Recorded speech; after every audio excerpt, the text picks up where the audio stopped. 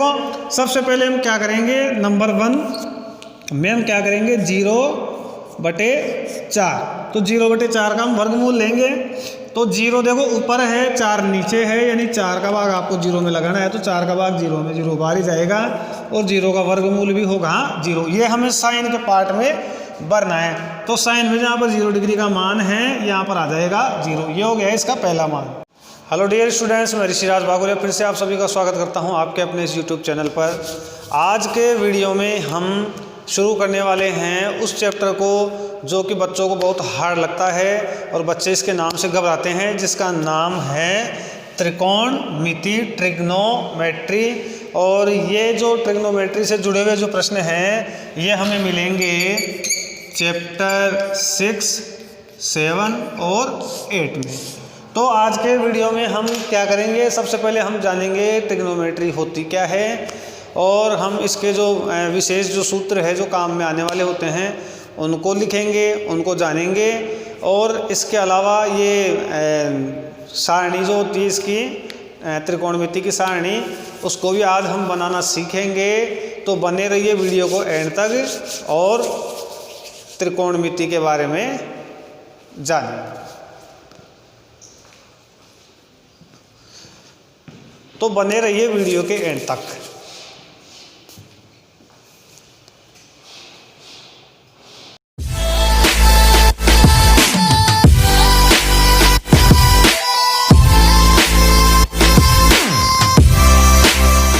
Student, सबसे पहले हम देखते हैं इसका ये जो शब्द है त्रिकोणमिति, इसके आधार पर ही हम इसका अर्थ जानने की कोशिश करते हैं। तो अगर हम त्रिकोणमिति को 2 अलग अलग शब्दों में बांटे तो ये हो जाता है त्रिकोण और मिति। तो त्रिकोण से हम मतलब लेते हैं, त्रिकोण का मतलब 3 कोण, और 3 कोण होते हैं त्रिभुज के। 3 कोण किसके होते हैं? त्रिभुज के होते हैं। तो त्रिभुज और मिति का मतलब माप, यानी त्रिभुज की माप। अब ये त्रिभुज की जो माप है वो किस किस पर आधारित है? इसके कोणों और भुजाओं के अनुपात पर, यानी इसके कोणों और भुजाओं के अनुपात पर जो विशेष जो मापें चलती है तो उनका अध्ययन हम त्रिकोणमिति में करते हैं। और इसमें हम स्पेशली हमारे काम में आता है समकोण त्रिभुज, समकोण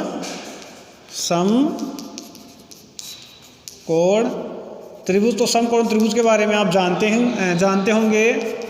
ऐसा त्रिभुज जिसका एक कोण 90 डिग्री का हो। तो समकोण त्रिभुज में एक कोण 90 डिग्री का होता है। जैसे हमने ये एक त्रिभुज बनाया है ABC, तो इसमें देखो जो कोण B है ये 90 डिग्री का है। तो जो समकोण त्रिभुज होता है उसकी जो 3 भुजाएं जो होती है उन तीनों भुजाओं का भी एक स्पेशल नाम होता है। जैसे मैं आपको बताऊं, 90 डिग्री के सामने वाली जो भुजा होती है इसको हम बोलते हैं कर्ण, और जो भुजा हमें खड़े रूप में नजर आए इसे बोलते हैं हम लंब, और जो नीचे की जो भुजा होती है इसे हम बोलते हैं आधार। लेकिन जब हम त्रिकोणमिति पढ़ते हैं तो इसमें एक विशेष कोण, जैसे मान लो हम C को थीटा मानते हैं, तो जो थीटा के सामने होती है वो होती है लंब, जिससे जो थीटा है जुड़ा हुआ है या जिस पर थीटा टिका हुआ उसे बोलते हैं हम आधार। और 90 डिग्री के सामने होता है कर्ण। कर्ण सबसे बड़ी भुजा होती है और लंब और आधार में कोई भी बड़ी या कोई भी छोटी हो सकती है। और जो समकोण त्रिभुज है इसमें चलता है पाइथागोरस प्रमेय या बोधायन प्रमेय। तो ये होता है कर्ण स्क्वायर इक्वल होता है लंब स्क्वायर प्लस आधार स्क्वायर। तो ये तो इसका एक छोटा सा परिचय हो गया है त्रिकोणमिति का। अभी हम इसमें जो फॉर्मूला काम में आते हैं उनको सीखते हैं, और उन्हीं फॉर्मूला को जब हम लर्न करेंगे, उनको याद करेंगे, तभी हम इससे जुड़े हुए जो प्रश्न हैं, इससे जुड़ी हुई जो समस्याएं हैं उनको हल कर पाएंगे। तो स्टूडेंट्स, एक तो आपको इसमें भुजाओं का नॉलेज होना चाहिए। कौन सी भुजाओं को हम क्या बोलते हैं? कर्ण यहाँ पर बोला जाता है 90 डिग्री का जो कोण होता है उसके सामने वाली भुजा को। लंब हम बोलते हैं थीटा के सामने वाली भुजा को, और आधार हम बोलते हैं जिससे थीटा जुड़ा हुआ है या थीटा जिससे संलग्न है। अभी हम जानते हैं कि इसकी भुजाओं के अनुपातों के आधार पर हम साइन, कोस, टेन और कोसेक जो नाम जो निकले हुए हैं तो वो कैसे निकले हुए हैं, तो इसके बारे में हम ये फॉर्मूला हम जानते हैं। लाल बटे कक्का और कक्का बटे लाल, ये शॉर्ट तरीका है इनको याद करने का। तो लाल बटे एल अपॉन के मतलब लंब बटे कर्ण तो होता है साइन थीटा, आधार बटे कर्ण होता है कोस थीटा और लंब बटे आधार होता है टेन थीटा। और इन सब का उल्टा करने से आगे वाले बनते हैं, मतलब साइन का उल्टा जब हम करेंगे तो बनता है कोसेक थीटा। अगर हम कोस का उल्टा करते हैं तो बनता है सेक थीटा, और अगर हम टेन का उल्टा करते हैं तो बनता है कोट थीटा। अगर हम इसे अलग से लिखना चाहें तो sine theta is equal to L बटा के, मतलब कि लंब बटे कर्ण। दूसरा है कोस थीटा, ये है ए बटा के, मतलब आधार बटे कर्ण। तीसरा है टेन थीटा, तो टेन थीटा इक्वल होगा एल बटा ए, मतलब लंब बटे आधार। और चौथा है कोसेक थीटा बराबर के बटा एल, तो कर्ण बटे लंब। पांचवा है सेक थीटा, तो ये है कर्ण बटे आधार। इसके बाद में है कोण थीटा, तो ये है ए बटा एल, मतलब आधार बटे लंब। तो ये तो sine cos tan cosec sec और कोट के जो फॉर्मूला है ये भुजाओं के अनुपात के आधार पर है। भुजाओं का अनुपात है, जैसे कर्ण और लंब और कर्ण का जो अनुपात है, अगर लंब ऊपर रहे और कर्ण नीचे रहे तब साइन थीटा, और कर्ण ऊपर और लंब नीचे रहे तब कोसेक थीटा। ऐसे 6 फॉर्मूला तो ये हैं। बाकी और भी जो फॉर्मूला है वो मैं आपको बता रहा हूँ, तो वीडियो को लास्ट तक आप बने रहे। ये दूसरे वाले फॉर्मूला साइन थीटा बराबर होता है 1 बटे कोसेक थीटा, कोस थीटा बराबर होता है 1 बटे सेक थीटा, टेन थीटा बराबर होता है 1 बटे कोण थीटा, कोसेक थीटा बराबर होता है 1 बटे साइन थीटा, सेक थीटा बराबर होता है 1 बटे कोस थीटा, और आखिरी में है कोण थीटा बराबर होता है 1 बटे टेन थीटा। तो 6 फॉर्मूला तो ये। इसके अलावा हमारे काम में आने वाला जो फॉर्मूला है, 2 फॉर्मूला और है ऐसे ही। एक तो है टेन का, तो टेन थीटा बराबर होता है साइन थीटा बटे कोस थीटा, और एक होता है कोट का फॉर्मूला, ये होगा कोस थीटा बटे साइन थीटा। इसके अलावा त्रिकोणमितीय सर्वसमीकाएँ भी है जो हमारे काम में आती हैं। तो पहली त्रिकोणमितीय सर्वसमीका है sine square theta plus cos square theta बराबर 1। अब इसी से अगर हम साइन स्क्वायर थीटा को लेफ्ट हैंड साइड में रख लेते हैं तो बन जाता है, देखो साइन स्क्वायर थीटा बराबर 1 प्लस का कोस स्क्वायर इधर आकर हो जाएगा माइनस का। फिर नंबर 3 बनेगा इससे एक और, कोस स्क्वायर थीटा बराबर 1 माइनस साइन स्क्वायर थीटा। तो ये पहली सर्वसमीका थी। जो दूसरी सर्वसमीका है जो यहाँ पर मैं चौथे नंबर पे लिख रहा हूँ, ये है सेक स्क्वायर थीटा बराबर होगा 1 प्लस टेन स्क्वायर थीटा। इसके बाद में हम करेंगे सेक स्क्वायर थीटा प्लस का टेन स्क्वायर, अगर इधर आ जाए तो माइनस का हो जाएगा बराबर 1 बच रहा है। छठा हो जाएगा टेन स्क्वायर थीटा बराबर हो जाएगा सेक स्क्वायर थीटा माइनस 1। ये इसको पक्षांतरण करने पर टेन स्क्वायर थीटा को आप यहीं पर रहने दो, 1 को इधर लाओगे तो प्लस का है तो माइनस का हो जाएगा। टेन स्क्वायर थीटा बराबर हो जाएगा सेक स्क्वायर थीटा माइनस 1। इसके बाद में जो तीसरी जो त्रिकोणमितीय सर्वसमीका है ये है कोसेक स्क्वायर थीटा बराबर होता है 1 प्लस कोट स्क्वायर थीटा। इसी से बनती है cosec square theta minus cot square theta बराबर 1। इसी से बन जाती है कोट स्क्वायर थीटा बराबर होगा कोसेक स्क्वायर थीटा माइनस 1। तो ये भी जो हमारे काम में आने वाले फॉर्मूला है सारे के सारे त्रिकोणमिति का पूरा अध्याय 6, 7 और 8 जो तीनों जो चैप्टर है इन सब में ये फॉर्मूला काम में आने वाले हैं। तो इसलिए आप इनको लर्न पहले ज़रूर करें। इसके अलावा जो बीजगणितीय सर्वसमीकाएं हैं जिनका मैं पहले भी वीडियो बना चुका हूँ तो उसका लिंक आपको डिस्क्रिप्शन बॉक्स में मिल जाएगा।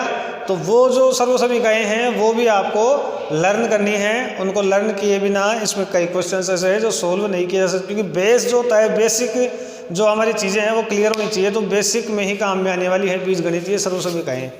तो अब हम बनाना सीखते हैं जो त्रिकोणमितीय अनुपातों के कोणों की जो सारणी होती है तो उसे हम बनाना सीखते हैं। तो फटाफट से चलते हैं।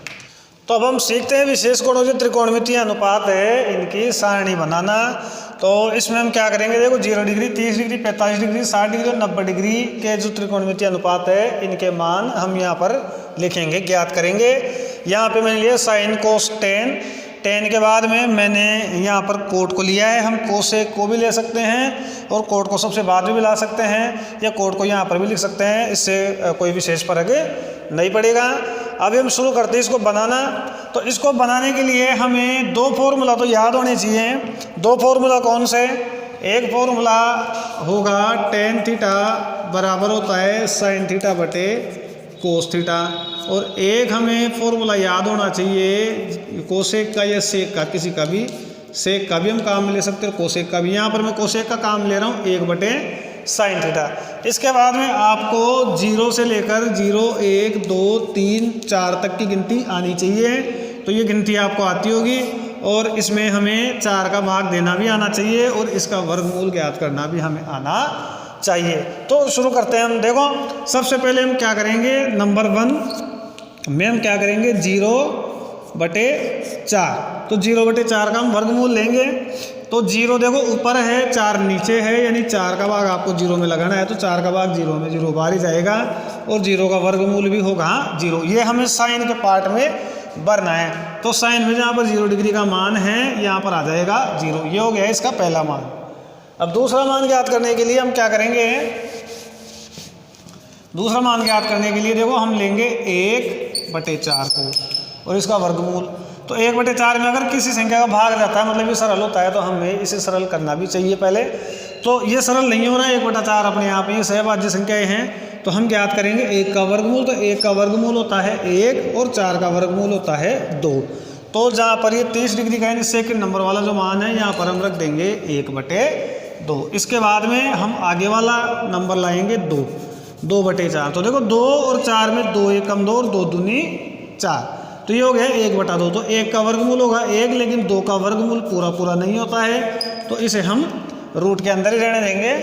तो 1 बटे अंडर रूट 2 हो जाएगा 45 डिग्री, साइन 45 डिग्री का मान। इसके बाद में हम लेंगे चौथे नंबर पे है 3 बटे 4। 3 बटे 4 में किसी का भाग नहीं जाता है, हम नहीं देंगे। तो 3 का वर्गमूल अंडर रूट 3, 4 का वर्गमूल होता है 2। तो साइन 60 का मान हो जाएगा अंडर रूट 3 बटे 2। इसके बाद में हम लेंगे 4 बटे 4 को। तो 4 में 4 का भाग देंगे तो 1 बार जाएगा और 1 का वर्गमूल होता है 1। तो साइन 90 का मान आ गया है 1। इस तरीके से देखो साइन का जो पूरा खाना है ये भर चुका है, और साइन का ये खाना भरते ही जो शेष जो बचे हुए जो त्रिकोणमितीय अनुपात है, ये सारे जो अनुपात है ये अपने आप ही भरने में आएंगे। देखो कैसे, जो कोस का जो खाना है, कोस के जो सारे खाने हैं ये साइन से भर जाएंगे। कैसे, हम यहाँ से उतारना चालू करेंगे। देखो 1 अंडर रूट 3 बटे 2, 1 बटे अंडर रूट 2, 1 बटे 2 और 0। तो देखो कितने फटाफट से कोस का जो खाना है ये भर चुका है। अब इसके बाद में हम क्या करेंगे, टेन का मान पता करेंगे। देखो टेन का फॉर्मूला हमारे पास है साइन बटे कोस, यानी ये साइन का मान है तो कोस का मान है साइन के मान में कोस के मान का भाग लगाना है। जैसे 0/1, यानी 0 में अपने को 1 का भाग लगाना है। सबसे पहले तो 0 में 1 का भाग लगाएंगे तो क्या आएगा 0, तो यहाँ पर आ जाएगा 0। इसके बाद में हमें क्या करना है, 1/2 में √3/2 का भाग लगाना। 1/2 में भाग लगाना है अपने को, ये भाग का चिन्ह ऐसे लगा देता हूँ √3/2 का। ठीक है, आप इसको नीचे भी लेके आते तो भी कोई बात नहीं। तो 1/2 इंटू का चिन्ह आप लगा लो, √3/2 का उल्टा करो 2/√3, 2 से 2 गया तो यहाँ रह गया देखो 1 और नीचे रह गया है √3, तो 1/√3। या आप यहीं से भाग लगाओ, देखो नीचे से नीचे वाला और ऊपर से ऊपर वाले को काट सकते हो आप। तो नीचे से नीचे वाला देखो 2 से 2 कट रहा है, ऊपर रह गया 1 और नीचे रह गया √3। ऐसे यहाँ पर देखो आप √2 से √2 कट रहा है, 1 से 1 कट रहा है, मतलब 1 1 कम 1, मतलब भाग जा रहा है एक बार। अब यहाँ देखो आप √3/1 और 2 से 2 गया तो ये 1 रह गया, तो √3/1 मतलब कि सिर्फ √3। अगर आपको ऐसे समझ में नहीं आ रहा तो आप इस तरीके से भाग देकर ज्ञात कर सकते हैं। अब आप 1 का भाग लगाओगे 0 में तो 1 में भाग लगाओगे 0 का, तो 0 का भाग आप किसी में भी लगाओगे तो अनंत आता है। अनंत को हम इस तरीके से लिखते हैं। जब आपका 10 का खाना पूरा भर चुका है तो हम आ जाएंगे कोट में। कोट में हम क्या करेंगे, यहाँ से उतारना चालू करेंगे, बिल्कुल उसी तरीके से जैसे हमने साइन से उतारा था कोस में। तो सबसे पहले हम लाएंगे यहाँ पर अनंत को, इसके बाद में हम लाएंगे √3 को, फिर हम लाएंगे 1 को, फिर हम लाएंगे 1/√3 को, फिर हम लाएंगे 0 को। इसके बाद में हम खाना भरेंगे कोसेक का। हम सेक का भी भर सकते हैं, हम कोसेक का भर सकते हैं। तो कोसेक का भर लेते हैं हम। कोसेक का कैसे भरेंगे, देखो कोसेक का वास्तव में फॉर्मूला जो है वो तो है कोसेक थीटा बराबर 1/sin थीटा। मैं आपको बताता हूँ, आपको उल्टा करना है। मतलब जैसे ही आप मेरी फिंगर देखें तो फिंगर, छोटी फिंगर ऊपर है, बड़ी फिंगर नीचे है। हमने उल्टा किया तो बड़ी फिंगर हो गई ऊपर और छोटी हो गई नीचे साइन के मान को। तो देखो साइन का जो मान है ये 0 है। 0 का हम बोल सकते हैं 0/1, हम बोल सकते हैं 0/1, तो हम इसको कर देंगे 1/0। और 1/0 करने का मतलब है 0 का भाग लगाएंगे हम 1 में तो अनंत बार जाएगा। तो ये तो हो गया है कोसेक 0 डिग्री का मान। अब 1/2 का उल्टा करेंगे तो हो जाएगा 2/1, और नीचे 1 आए तो हम लिखते नहीं हैं, तो 2/1 का मतलब 2, फिर √2/1 मतलब कि √2, फिर √3/2 मतलब कि 2/√3 उल्टा। और 1 का उल्टा 1 ही होगा क्योंकि 1/1 का उल्टा 1/1 ही होता है, तो 1। और इस कोसेक से भर जाएगा सेक का खाना 1, 2/√3, √2, 2 और अनंत। तो देखिए कितनी जल्दी और कितने सरल तरीके से हमने इस सारणी को बना लिया है। अगर आपको एक बार में समझ में नहीं आता है तो आप बार बार में वीडियो को रिपीट करके देख सकते हो और फटाफट से आप इसको बनाना सीख सकते हैं। और एग्ज़ाम हॉल में भी आप जाते ही अगर आप त्रिकोणमिति से संबंधित ये जो क्वेश्चन आते हैं, एक तो 6 जो चैप्टर है यानी अध्याय जो 6 है उसमें ये सारणी काम में आने वाली है, और एक हम 8वां जो अध्याय करेंगे उसमें सारणी काम में आएगी। मतलब ये 2 जगह काम में आती है। लगभग आपको 6 नंबर दिलाने में ये आपका सहयोग करती है, क्योंकि 3 नंबर का जो प्रश्न है वो तो आता है 8वीं प्रश्न वाली में से। इसमें कई बार 1 नंबर, कई बार 2, कई बार 3 नंबर के, मतलब 6ठी प्रश्न वाली में ऐसे प्रश्न आते रहते हैं बदल बदल के। तो लगभग 6 नंबर या 4 नंबर तो आप फिक्स समझे जो कि आप सारणी के माध्यम से ले सकेंगे। तो स्टूडेंट्स आज के वीडियो में हम बस इतना ही करेंगे। अगले वीडियो में हम 6.1 जो प्रश्न वाली है उसको कंप्लीट करेंगे। तब तक के लिए आप मेरे साथ जुड़े रहें, और अगर आप नए हैं मेरे चैनल पर तो प्लीज़ सब्सक्राइब ज़रूर करें।